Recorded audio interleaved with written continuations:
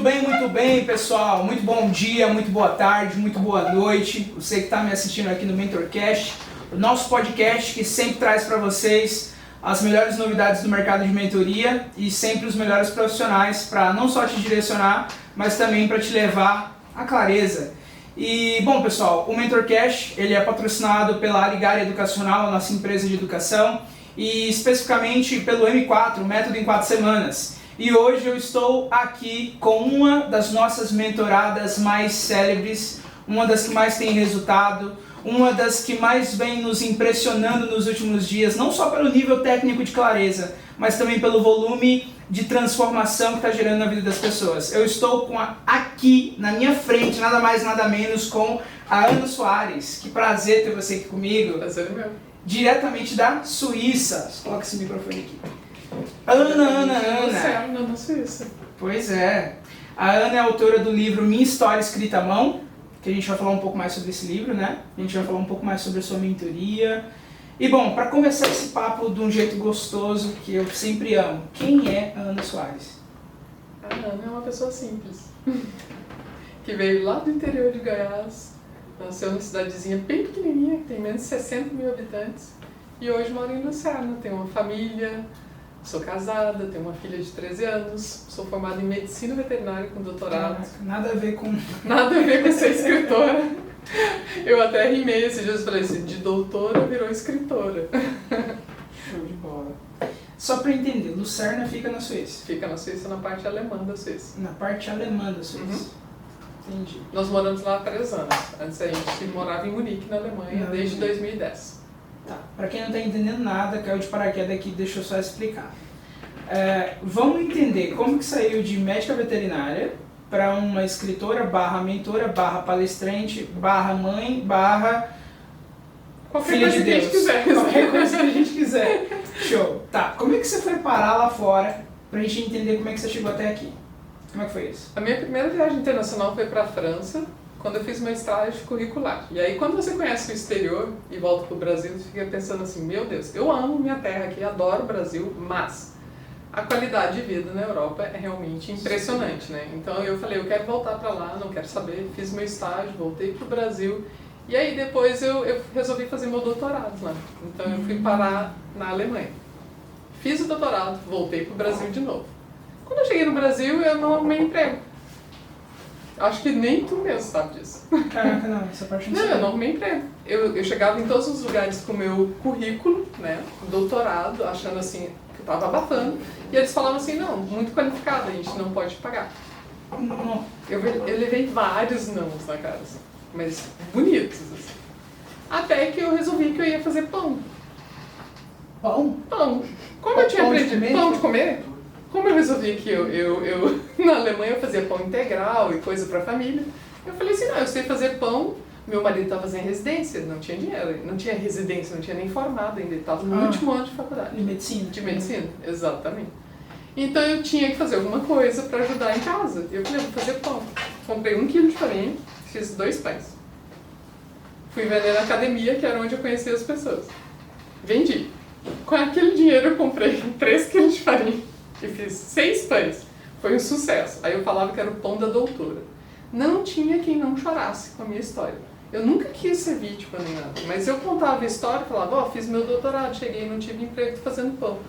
As pessoas debulhavam lágrimas, assim, como assim uma pessoa com doutorado fazendo pão? Eu falei, tem algum problema?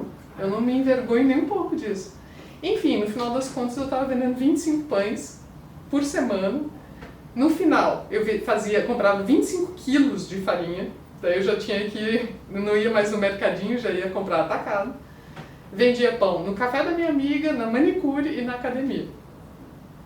Até que chegou uma proposta de trabalhar numa clínica, na segunda clínica, que eu trabalhava com reprodução assistida de humanos, né? Isso aí também é uma coisa especial da minha vida. Assim. Mas como assim, de médica veterinária para...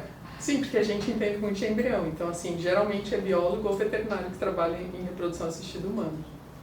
E aí eu me especializei nisso. Disso eu não sabia. Não, tá vendo? Já fiz muitos embriãozinhos, muitos bebês de travessa. Tenho centenas de filhos por aí. Já recebia foto com carinho para a doutora Ana e tudo. Então a doutora Ana fez doutorado, fez pão, fez criança. E aí resolveu voltar para a Alemanha. Fez doutorado, fez criança, fez livro. Caraca. E aí fui parar na Alemanha fazer doutorado, né? Fiquei lá, depois disso aí voltei, fiz pão, tá? Fui embora de novo. E então desde 2010 a gente está lá na Alemanha.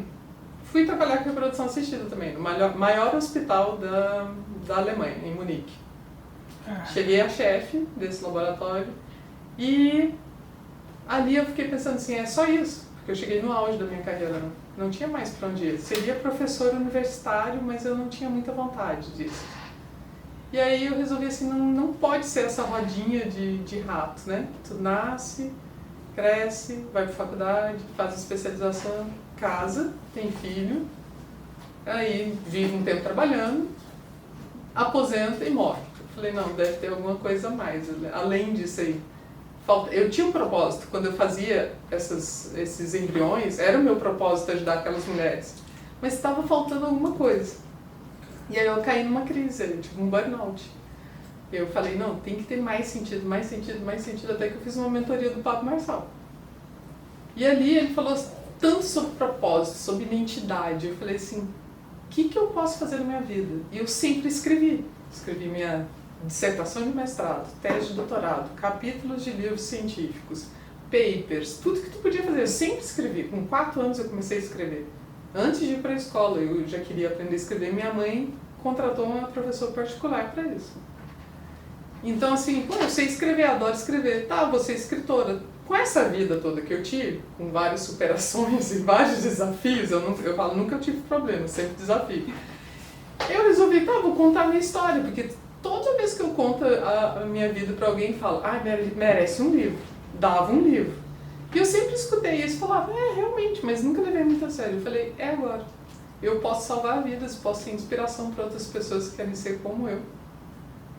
Porque todo mundo pergunta, né? Como é que você vai parar na Suíça? Ai, que legal, nossa, tão bom parar na Suíça. Mas ninguém sabe qual foi o processo que eu levei do início até chegar lá, né? Mas todo mundo consegue, se eu conseguir, todo mundo consegue. E era isso que eu quero passar pelos meus livros. Literalmente a sua história. São 3 volumes, né? Esse é o primeiro, que é Eu Sou, que é a minha infância, até eu chegar na França, até eu sair para a França, que foi minha primeira viagem. Aí depois vão vir mais 2 volumes, que tem temas mais tipo, tive um câncer, né? Tive um burnout, casei, tudo. Então, assim, eu dividi em fases de vida. Então, esse é realmente a minha infância, que já teve alguns desafios que eu contei. Depois vem a parte mais adulta, o terceiro, agora eu estou pensando talvez da Suíça, que eu não me vejo acabando por ali, eu acho que ainda tem mais coisa para fazer nessa vida. De repente vai dar um 4º volume que eu não esperava no início, quando eu planejei 3. Mas na minha cabeça já tem o 4º escrito, com certeza. Antes de ser mentora, você é escritora. Sim. E como escritora, eu tive o prazer de ler o livro dela algumas vezes junto com a minha esposa. Aliás, minha esposa maratonou o livro dela. E assim, dos livros que eu li nessa linha, um dos mais açucarados, deliciosos, não porque é minha cliente, minha mentorada, mas assim, antes de ser minha cliente, a Ana, eu fui o consumidor do livro dela. E uma das coisas que me chamou muita atenção é que seu livro é cheio de significados. Por exemplo, o dia que você me contou que essa foto aqui da frente era uma foto sua, eu falei, não tem base. E várias outras fotos aqui. Eu queria que você me contasse um pouco de como que é o processo de uma doutora que sempre escreveu, porque precisava escrever de acordo com as funções e coisas que fossem necessárias, para sair de um universo muito acadêmico e para um universo onde tem que contar a própria história. Que pouca gente sabe, mas é um grande desafio. Contar a própria história é um grande desafio. E como que foi esse processo de transição para Ana Soares se tornar Ana Soares escritora? Eu falo assim, pra mim foi fácil, eu acho que pode ser fácil pra todo mundo. O bloqueio tá só na cabeça das pessoas mesmo, de achar que escrever é difícil. Na verdade, escrever não é difícil. A gente acha que é difícil porque a gente se julga, a gente não se acha capaz. Sempre acha uma desculpa, tipo, eu não consigo escrever direito, eu não sei gramática direito, eu não sei... Gente, a primeira coisa que você tem que fazer é sentar e escrever, independente se está errado ou se não está. Então, assim, eu sentei e escrevi. Eu não posso mentir para ti e falar que eu tive alguma dificuldade no processo de escrita. E por que eu acho que todos os feedbacks que chegam iguais aos teus, assim? todo mundo falou, eu sento e parece que a Ana tá me contando uma história. Tô tomando café com ela e ela tá me contando aqui do lado, né? A impressão que a gente tem é que o livro, você fez um download do que tava tudo na sua cabeça. Sim, já tava na minha cabeça. Eu simplesmente contei minha vida, com as minhas palavras. É o que eu falo pros meus mentorados hoje em dia, sabe? Não precisa inventar. Eu amo Machado de Assis. Um dos meus escritores favoritos é Machado de Assis. Só que eu não preciso escrever que nem ele. Ele era ele, eu sou a Ana, eu escrevo que nem a Ana. Eu não vou ficar inventando palavras complicadas, sofisticadas, sabe? Eu sou simples, eu escrevo simples. Passo uma mensagem simples, a pessoa que lê se identifica porque gosta, chega até a pessoa. Hoje você não precisa mais fazer alguma coisa muito mirabolante para ser escritor. Simplesmente seja simples. É até meu lema, né? Isso é tema de uma jornada. Simplesmente seja simples e escreva o que está no teu coração. E o que eu contei no livro é o que estava no meu coração. Então não teve dificuldade. Show de bola. Uma das coisas também que eu me chama muita atenção quando as pessoas estão no processo de terem o seu filho livro, né? É que quando a gente fala ter um filho, livro é um filho, arremete muito à parte ruim de ter um filho, que é a dor do parto e o processo chato da gravidez, de engravidar de um livro, né? E uma das coisas que mais chamou minha atenção acompanhando você é que você tem você faz uma lobotomia na galera. Não precisa ser um parto. Não, e nem precisa ser difícil. E eu não comparo com filho também. Todo mundo que chega pra mim e fala assim, eu estou escrevendo meu livro e esse é meu filho. Eu falei, não, isso é um produto. Isso é um produto. Isso não é filho. Aí, outra coisa que eu queria perguntar. Te acompanhando, eu pude abrir um pouco mais minha mentalidade com livros. Já era um pouco aberto devido ao Horácio, né? Aliás, beijão Horácio, você mora no meu coração, viu? Aliás, coração do lado esquerdo. Né? E deixa eu entender. O Horácio, ele compartilha basicamente da mesma opinião que você, que é filho é um produto. Entretanto, eu como... O livro é um produto. O livro é um produto. Desculpa. O Filho livro é um produto. É que foi rápido aqui. Eu tô falando tanto hebraico que passa, tá? Brincadeira.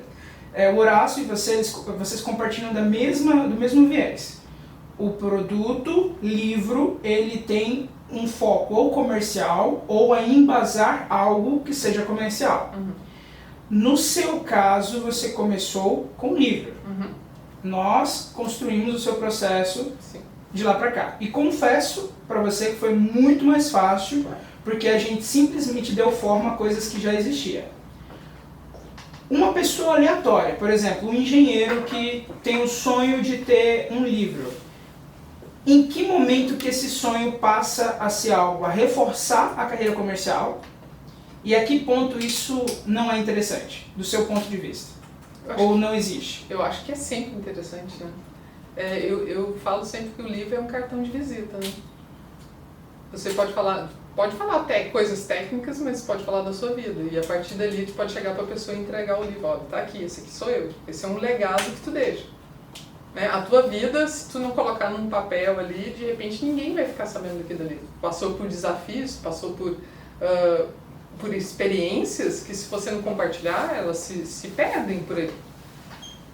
E tá tudo bem assim, não é obrigado, ninguém é obrigado a fazer isso. Mas se você tem a vontade, e se você tem vontade de gerar uma autoridade no que você faz, é super importante escrever um livro. Que vai poder passar tanto a parte técnica quanto a tua parte pessoal. Que também é importante na hora do negócio, né? Tu mesmo me falou isso várias vezes. Se tu não passar essa clareza do teu produto, se não passar essa clareza de quem você é, as pessoas têm tendência a não acreditar em ti. Isso assim vai gerar uma dificuldade em várias áreas. Tanto de vendas, quanto pessoal, várias coisas. Então, isso aqui dá um corte, hein? Isso dá um corte, hein? Caraca. Você falou algo que eu achei incrível. O livro é seu cartão de visita. E assim, quem escreve livro hoje pensando assim, eu vou escrever esse livro para eu ficar rica, tá extremamente enganado. O dinheiro, primeiro que a gente não deve focar nisso, o dinheiro vai ser uma consequência só. Segundo que realmente não dá muito dinheiro, a não ser que vire um best-seller de uma hora para outra, que é muito raro, então não dá para focar no dinheiro. O que tu vai focar? Em gerar autoridade, tu vai focar em ter escrito. Isso aí Gente, eu chegava em qualquer lugar, por exemplo, vou dar um exemplo que uma vez eu fui comprar, eu já te contei essa história, fui comprar um produto da Dior. Eu já conhecia a mulher, eu já tinha, sabe, né, quando chega assim, a pessoa quer gerar aquela, né, aquele contato, e o que você faz, aquela conversa. Uma vez eu já tinha falado para ela que eu era veterinária. Entrou no ouvido e saiu no outro, tipo assim, ai que legal, todo mundo acha muito legal que é veterinária, é o sonho de muita menina, você é veterinária, tá? Ficou me olhando com uma cara bem normal, assim, veterinária. Eu voltei lá, ela não lembrava o que eu tinha falado mais que era e me perguntou de novo. E eu estava bem no processo de ter acabado e eu falei assim, eu sou escritora. Abandonei a profissão veterinária, assim. E ela olhou assim pra mim, faltou me jogar um tapete vermelho na frente. Escritora, eu falei, escritora? E o que você escreveu? Eu falei, minha biografia e um livro infantil. E ela, mas assim, escritora? Sim, escritora? Eu falei, escritora. A mulher nunca mais esqueceu que era escritora. Então, assim, hoje as pessoas ainda levam isso muito, muito a sério. E tem que levar mesmo, porque a hora que você colocou aquilo ali, você deixou seu legado. E pode servir de cartão de visita. Aliás, esse é um outro ponto que eu ia perguntar, e você trouxe de uma forma como se fosse um maestro regendo uma sinfonia. Que é o livro, muita gente olha para isso aqui e fala, mercado de livro tá quebrado, tá falido, não existe mais. Estão redondamente enganados. Completamente. Nunca vai acabar o mercado de livro. Mesmo que tenha tudo e-book, que esteja audiobook, vai ter sempre um mercado para livro. Sempre. E o curioso é a abordagem que você trouxe, muito rica por sinal, de um ponto de vista que a maioria das pessoas não estão acostumadas a observar. Muita gente quer ter o livro, pelo menos as que eu tive contato ao longo da minha vida, é como se fosse uma fonte de renda milagrosa que vai gerar 10 mil reais por mês. Pode tirar o cavalinho da chuva, diria lá em Goiás. Hoje você passou com uma patrola, jogou fogo e concretou. E falo isso com autoridade, porque assim, quando eu escrevi esse primeiro livro ali, eu penei, assim. Aí vem a história, tem Instagram, aí você espera que venda para todos os seus seguidores. Aí eu aprendi contigo. Eu já aprendi na prática e depois eu ouvi de ti. E quando eu ouvi de ti, eu falei assim, meu Deus, gente, seguidor não é comprador. Né? Então você escreve um livro e acha, eu vou vender para todos os meus seguidores e coisa e tal. Tudo balela, não é assim. E aí agora eu uso uma frase do Horácio que ele usou comigo, que eu agora falo para todos os mentorados também, escrever um livro não é uma corrida de 100 metros. Escrever um livro é uma maratona, tu não vende só hoje. Tu vai vender semana que vem, tu vai vender mês que vem, tu vai vender ano que vem. Então assim, não... Atemporal. Só que vai vender para sempre. E você vai vender e escritor também não é escritor de um livro só.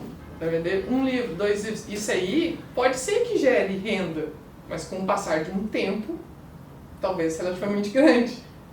Mas eu não foco nisso. Eu foco na experiência que isso aí vai causar para as pessoas que vão ler. De uma forma bem resumida, prática e bem clara, o livro, ele é o embasamento, o reforço comercial que você precisa, a prova empírica, prática, incontestável da sua autoridade. Exatamente. Curiosidade própria, assim, para quem está nos assistindo, porque eu sei de todos os carnavais aqui, tá? Mas vamos lá. Você escreveu esse livro e ele meio que teve um trabalhinho. Ele deu ali, você teve gastos. Ele deu muito trabalho, muito gasto. Conta um pouco sobre isso. Foi quase um prejuízo. Conta um pouco pra galera sobre isso. Se não fosse aquela frase famosa assim, eu nunca perco, eu ganho, eu aprendo, isso aí eu aprendi pra caramba. Porque, gente, eu resolvi que eu ia escrever um livro sozinho, porque eu fiz uma mentoria uma vez, que era sobre escrever livros, eu como mentorada, no caso do outro lado, assim, e eu aprendi que quanto mais sozinha, mais legal era escrever o livro, entendeu? Então eu tentei fazer ele completamente sozinho. Eu escrevi, eu tive toda a ideia da capa, eu corrigi a gramática dele, que tá infeliz, assim, tu vai achar muitos erros dele. E eu não tô nem aí, porque eles são os meus erros. Também é autoral, os meus erros são autorais ali. Então, assim, eu imprimi 2.000 cópias, que hoje não se faz mais. Daí eu aprendi que livro fica amarelo, livro pode mofar, livro pode queimar, você tem que enviar, que ele tem que gastar com transporte. O que eu aprendi com esse livro ali, a gente fez a precificação, né? Sim, eu lembro. Que se eu colocasse bem na ponta do lápis, eu perderia por livro 71 centavos. E eu sou muito claro nisso aí. Isso pra mim me abriu a cabeça absurdamente. Hoje existem outras maneiras, impressão sob demanda, coisas que eu não sabia quando eu escrevi esse livro. Só que foi ruim? Não, foi um processo. Hoje eu sou outra pessoa. Então, teve dificuldade? Teve, mas eu aprendi com todas elas. E o que eu posso fazer com essas dificuldades? Agora, passar para os meus mentorados, para eles não sofrerem as mesmas coisas. Eu não gosto de perguntar tanto valores, mas assim, se você pudesse dar uma base mais ou menos de quanto que você gastou nesse livro assim, que quase virou um prejuízo, chuta um valor aproximado. Não preciso nem chutar, eu sei, mas mais ou menos com tudo, com tráfego, que na época eu investi um monte de tráfego, que não deu em nada, assim, uns 20 mil reais. Caraca. 20 mil reais. E hoje, em tese, a gente percebe que o livro, por si só, ele é o papel com um monte de letra escrita.